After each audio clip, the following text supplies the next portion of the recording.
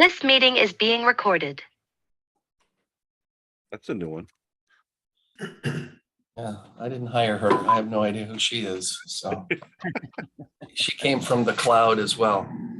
All right, listen, I'm excited about teaching this because I was a registered rep. I was a fiduciary for 42 years of my almost 50-year career. And I was one of the few guys in the office that got excited every time there was a downturn in the market. And I was excited because it allows the tax code to be used, giving our members who are in qualified retirement accounts an opportunity to pay less income taxes. Now, all of my life, I have heard from clients saying, if you come across something that's new, that's exciting, and that I should know about, I want to hear from you. This is one of those moments. Before we begin, I want to tell you, this is not to be used as legal advice or accounting advice. There is no selling of any security. If you're subject to a fiduciary rule where you have best interest contract, this does not affect that by selling securities. This may affect you by giving you advice for getting in or out of a retirement plan. That is up to the client. And I gave up selling per se is about 7 or 8 years ago. And now what I do is I educate people on the choices they have that are within the United States tax code that everyone is allowed to exercise. So I am not recommending anyone do this.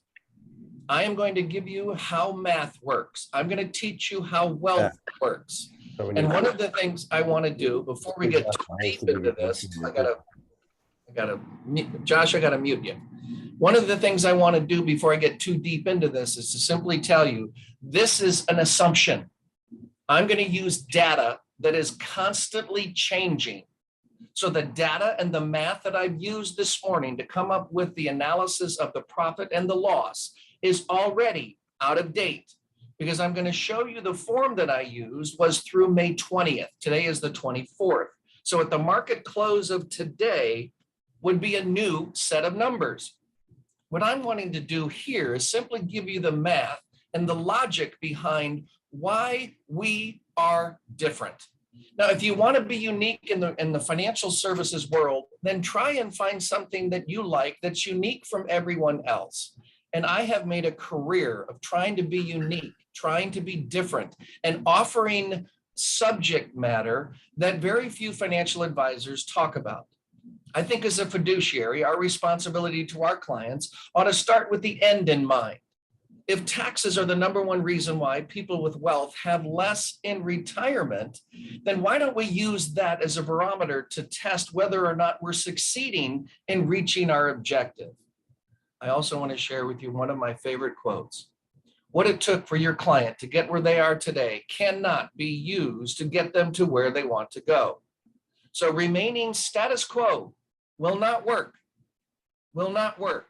If someone is attracted to the idea of paying less income taxes in retirement, you cannot be successful. You cannot keep putting money into your account. You cannot be earning good rates of returns and think you're going to be successful. So this conversation we're going to have is a summary of when the market drops. Most articles in periodicals that I've been reading are how to buy on a market dip. There's not anyone reading an article that says how to sell efficiently in a market dip. That's what I want to talk about, but there's no selling involved here. So I have a chart I want to show you first. This is the data that we're going to be using. And I want to share with you what this actually means. What this means is that the Dow Jones Industrial from January 1st through May 20th is down 14.55% as of the 20th of May. Now remember, it's already changed. In order to get back to where it was, I have to earn 17% more from today. See, when the market dives and goes back, you think it's an average rate of return of 0. It's not. There's an opportunity to peg a lower value and get the higher value at a different tax rate. The whole strategy we're going to talk about is to take advantage of a lower valuation date on qualified money and use the appreciation potential in a different potential tax bracket. So in order to stay on track, though, this is assuming an 8% year over year gain in the market. I'm down 15, but to get back to where I would have been, plus the potential of an 8% average, I've got to earn 26. We're going to use NASDAQ's number. And the reason I'm only using this is I'm picking this index out because I want to emphasize my point. My point is very simple. When the market value drops, the IRS is going to tax you based on the market value. All right, thank you, sir. Appreciate your help. I got to mute Mike. All right. If I look at the valuation of the market drop of 28% in NASDAQ, to get back to where get back to its valuation of January 1st, from today, I would have to earn 39.5% to get back to the break even. I'd have to earn 50% from its low on May 20th to get back to not only what I've lost, plus an average projection growth of 8% per year. Now, here's what most financial advisors will be teaching. Stay the course. Don't sell anything. Don't get out of any investment. And I agree with that. Don't sell anything. You don't have to sell anything to have your value of the account pegged for tax purposes. So I'm going to use this indice. Then the S&P was down 18. It takes 22 to get back to where it was and 32 to get to its projection. I'm going to assume $100,000 in a qualified retirement plan. Now, I made some notes here, so I make sure that I talk about all the things that the compliance departments want us to be cognizant of. And one of them is we use a progressive tax system. So if I have a valuation of $100,000 in an account that has not been surrendered and it's worth $100,000 and it's a tax deferred vehicle, I owe nothing currently. Now, I'm going to use the market dip. The market dropped 29%. And I'm assuming a retirement age of 59.5. So I'm post penalty. Now, if I wanted to spend the time, I could have done a mathematical equivalent calculation on what would it have been. Haven't seen you forever, period. If you're on the call, please mute yourself, Will. I muted you. If we are pre 59.5, there's a 10% penalty, right? Well, when the market drops 10% and I want to stay in the account, stay in the positions of the account, then all I'm doing is pegging a value for the IRS. There's your 10% potential tax penalty. It's been absorbed because the stock market fell. The investment is not the bad guy here. I want to emphasize that. This is not a conversation about how to sell X to buy Y so that we can buy Z later on. This is owning X for eternity. All I'm doing is using the tax code to peg a valuation of that X. So I'm assuming that the market will rebound, but I don't know when, because I'm not a crystal ball holder. I have no idea. But in today's economy, with the stock market falling, there's an article in the Wall Street Journal about how one of the wealthiest people in the country, in the world actually, just put $51 billion in the last 2 months buying stocks. So that tells me there's got to be a bottom somewhere soon, or he wouldn't be buying on the way down, hoping it'd go further. So on January 1st, my valuation was 100. On May 20th, it was 71,720 if I was in the NASDAQ index. Now, option number one, sell it. Now, I've seen a lot of posts on Facebook, sell the security. I'm not recommending you sell anything. Don't do that. What I am recommending we do is take advantage of valuation rules. So option number two, retitle the account. I want to talk about this for just a minute. There's something called a 30-day wash rule. So if I had after-tax money and I had invested it in a mutual fund, and let's assume I bought a large cap growth fund, and that's what we classified as a large cap growth fund, and I sell it because it's down. The IRS says in order for me to take the loss of that selling of the security, I have to stay out of large cap growth stocks for a period of 30 days. This does not have a 30-day wash rule. I can take the money and retitle it. It's by simply filling out a new application and giving instructions to move all of the positions in the old account to the new account. That triggers a valuation date for the IRS.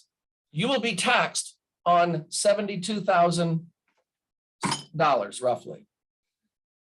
Now, if I were to retitle the account, we need to understand I still have the right within 60 days to take the value of that account, whatever it is, make sure it's $60,000, roll it over to another IRA and owe nothing. Owe no taxes and no penalties. Now, let's talk about that for a minute. There's two things that can happen if I wanted to reinvest the money within 60 days. And I'm not saying do that. And when I say reinvest, all I'm doing is retitling the account.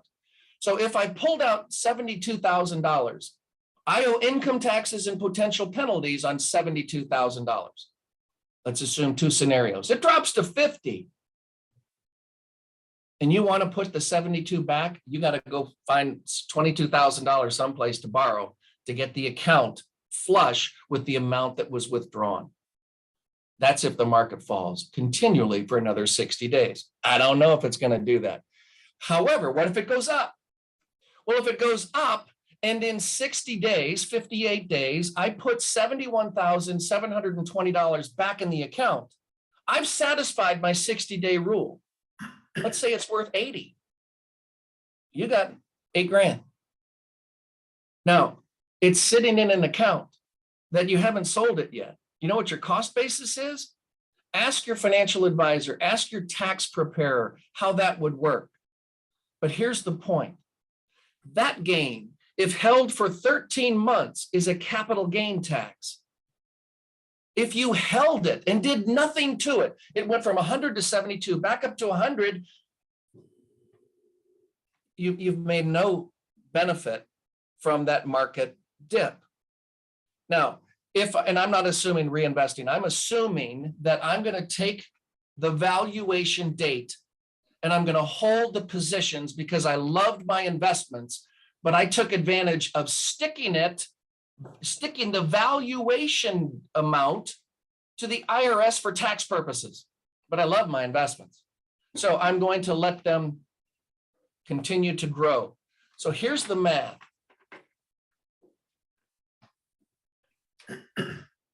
100,000 on January 1st, 71,000 on 7/20.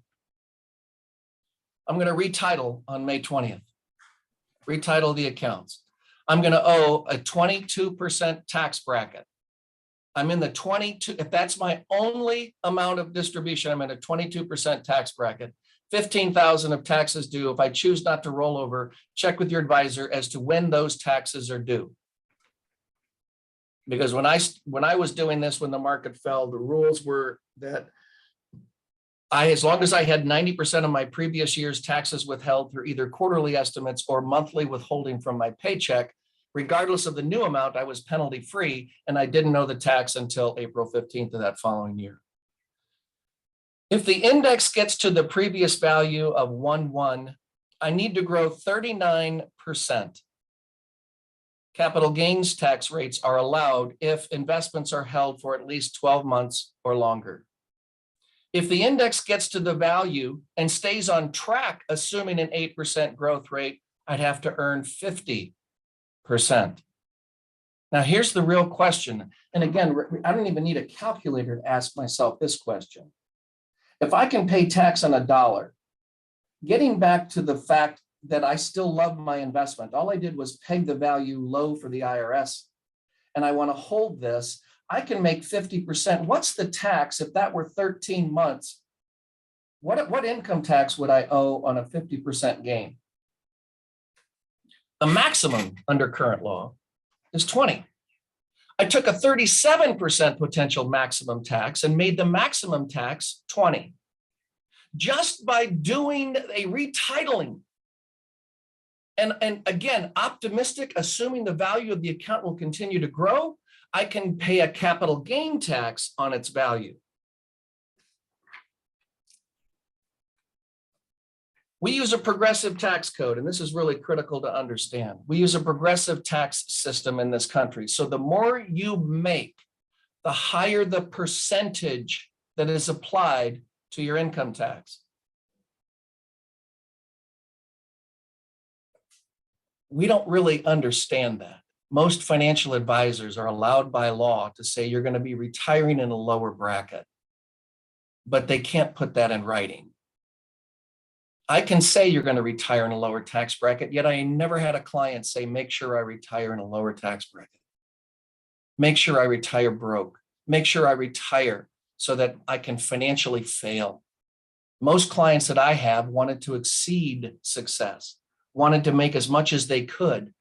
Well, if I put money in a 10% tax bracket and the stock market does nothing, and I take it out at a 37% tax bracket because I made money and I was successful someplace else, the IRS is going to go back and take another $2,700 from your tax, from your deposit, because the tax bracket changed. Now, again, the more successful we want to be, the more successful we want to help our clients become, the more challenging the tax advice, the investment advice, the performance advice contradicts the way people think.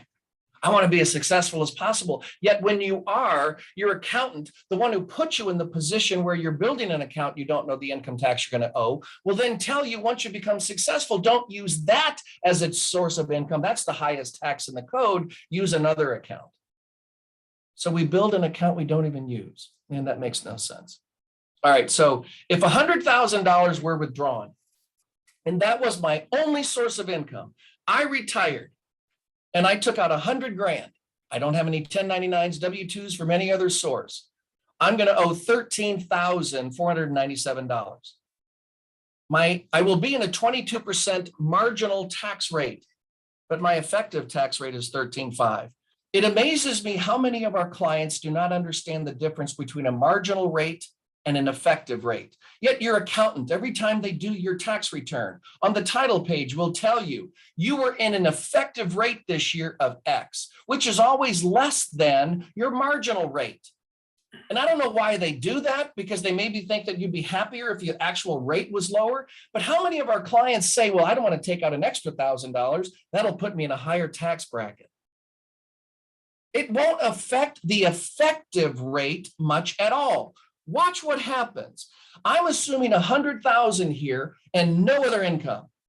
This example, I'm assuming 100,000 stacked on $172,000 of income, meaning I'm now in that higher tax bracket. I'm in a 24% tax bracket.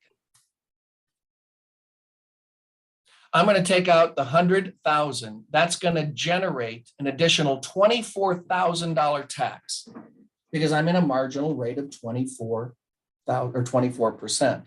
So my effective rate is 24, but if I take out all the distributions of the tax, which is 53,502, assuming all 272,000, I'm going to owe 53,502. That's a marginal tax rate of only 19.4%. You went from 13.5 to 19.4. Look, I'm not a tax guy. I'm not an accountant. I just understand how wealth works. And if I were given the choice of paying income taxes on the investment that I love, I would rather pay an income tax on the lowest value I could imagine. Now, the reason why, if you're in the Breakaway League or you've been watching any of the stuff that I've been posting so far, we haven't had a market dip of any substance where we could actually exercise this. I don't think the market's going to come back very fast. I really don't. And it's not a position of buying and selling an individual investment. That's called market timing. And I've never recommended market timing. This is a tax timing question. When do you want to pay the tax on the account? Now, I had a doctor client who had $1 million in an IRA.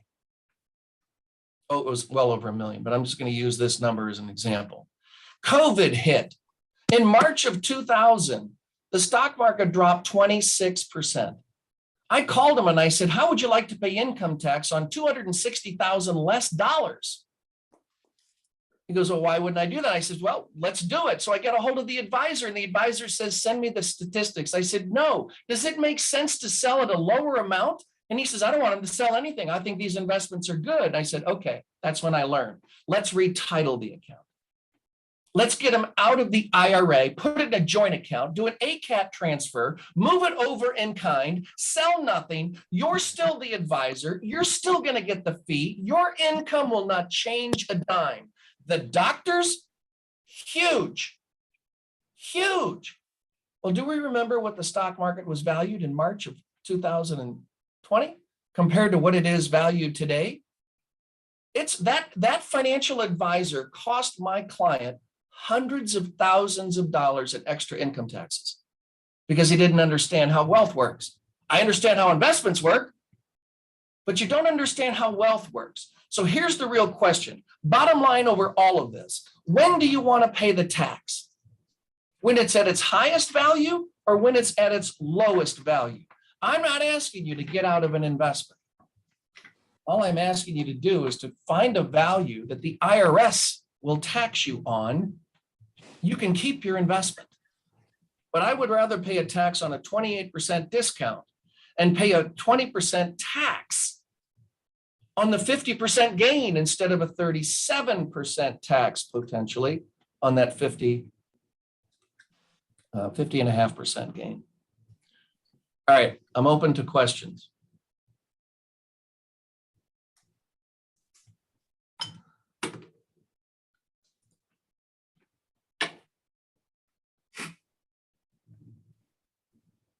Any questions?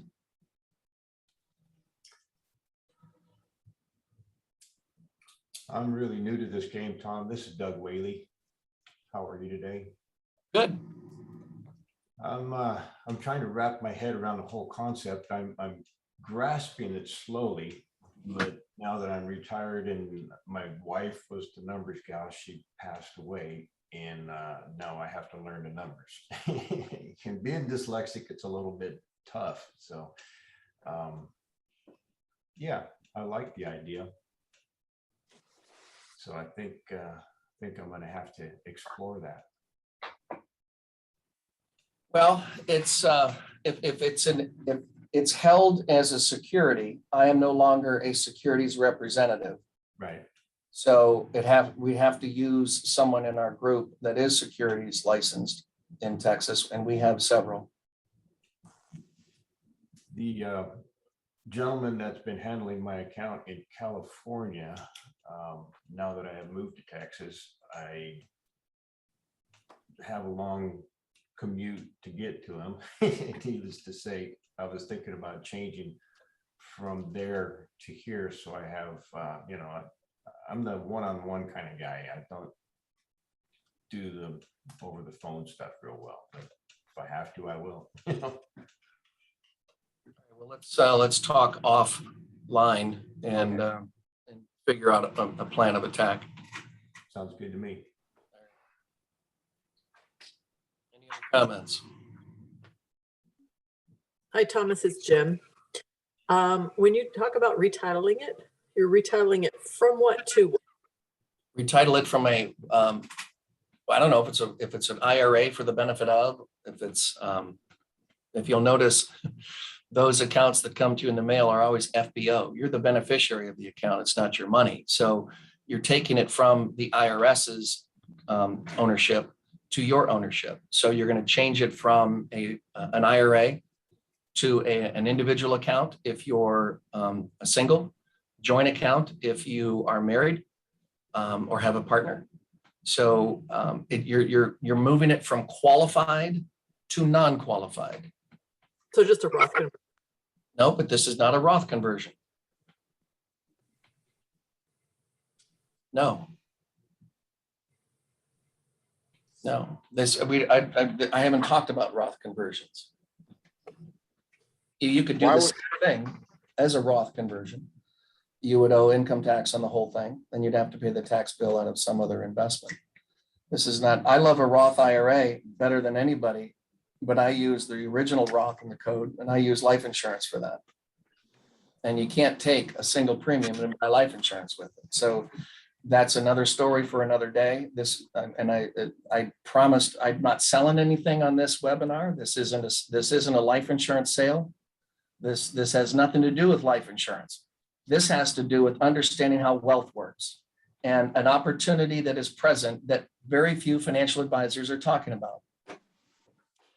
And I think it's important that we understand what our options are. I'm not recommending anyone do this.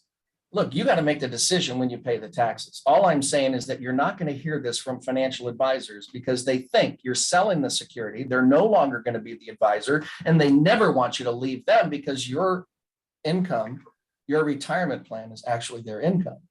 So, hey, Will. Hey, Tom, how you doing? It's been a while. It has been.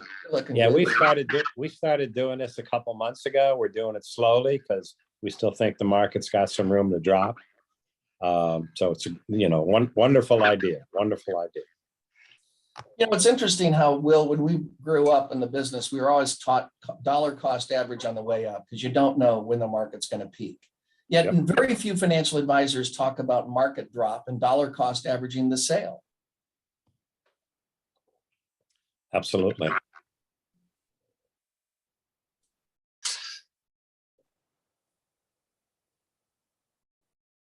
Hey, Tom, Yes, sir.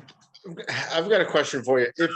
If you're going to go from a qualified account, so an IRA, to, a taxable brokerage account, which I think is what we're talking about here, you have to pay the income tax, right?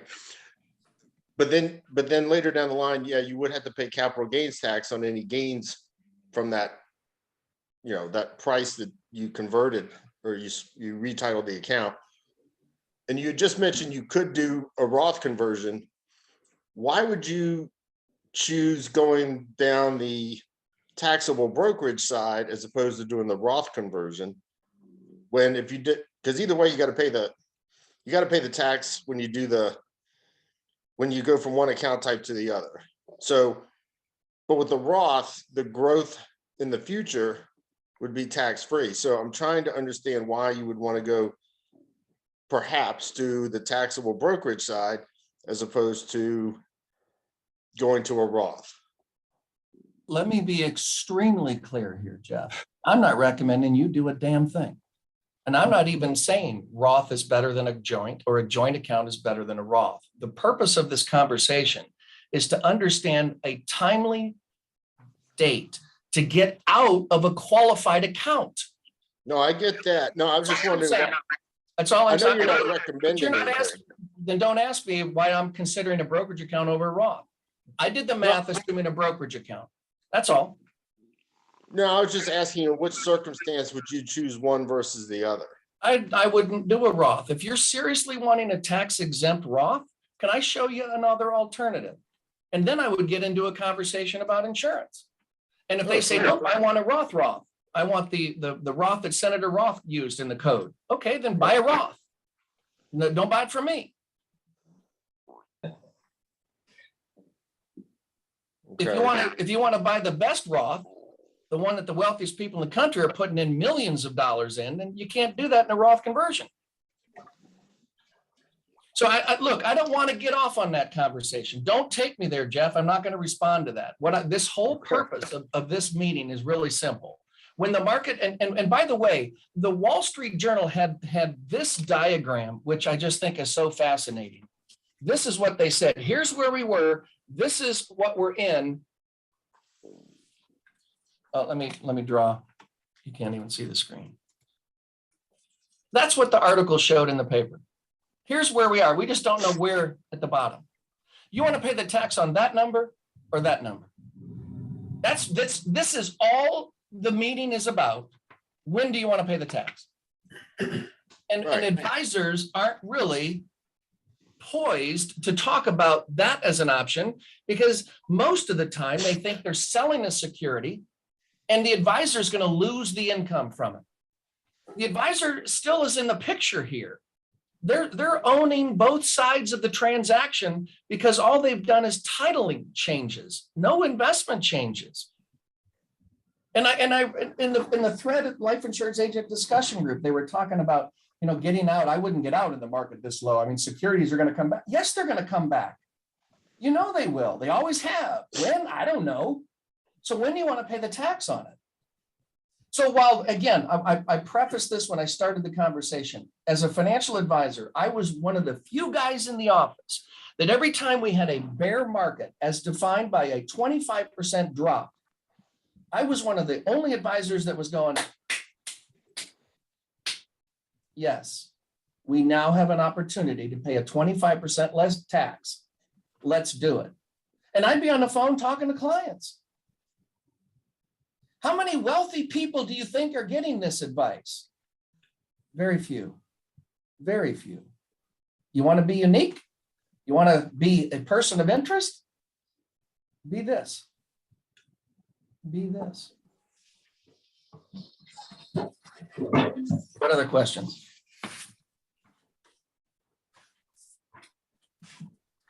Tom, Yes. I could see a scenario where this would make real sense when for retirement income. I'm not talking about product, just the retitling of the accounts. If you're paying 30, 35, 37% taxes, you retitle it to a brokerage, to a non-qualified account, and they were planning on living on dividends, for instance, then you're going from a 15 to a 20% tax. Obviously, short-term would be 366 days. They take their dividends and they're taxed at 15% short-term. So you're drastically reducing their taxes by retitling. Pay the tax now, that one hit, and then further down the road, the taxes are cut in half, just at the marginal level. Look, I don't know. Yes, no, maybe. I'm not, this is not a projection conversation. This is not what my opinion is on what the market's going to be. I don't give a crap. I'm pretty much out of it myself. But here's the point. The only exercise I want you guys to be able to write down and do for yourself is to ask yourself the question, what value do you want to pay the IRS on your investment? You pick a value. And when we look at the sky is falling, Chicken Little, all the negativity in the media, I'm looking at that as a positive because I understand how wealth works. And I would rather pay an income tax on a smaller amount, much rather pay an income tax on a smaller amount. That's me. I'm not recommending anybody do that. I'm not suggesting what the market do. I'm not giving you any indication that this is better than a Roth. The upside, I don't care. Whether it's in a Roth, whether it's in a joint account, whether you hold it 6 days, 6 months, or 60 more years, that doesn't matter. That's a calculation for you and your client. You can have that conversation.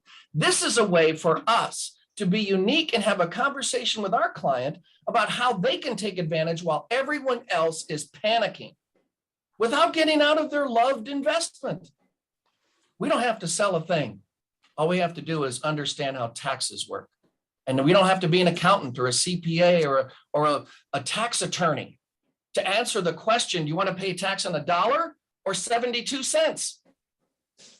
Gee, I don't know. Let me think about that. I didn't need 6 months to think about that. That's not my client.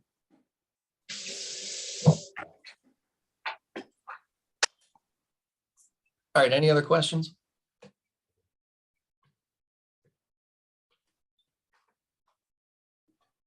All right, well, listen, ladies, gentlemen, thank you very much for this opportunity. This is going to be on the YouTube channel. It will be posted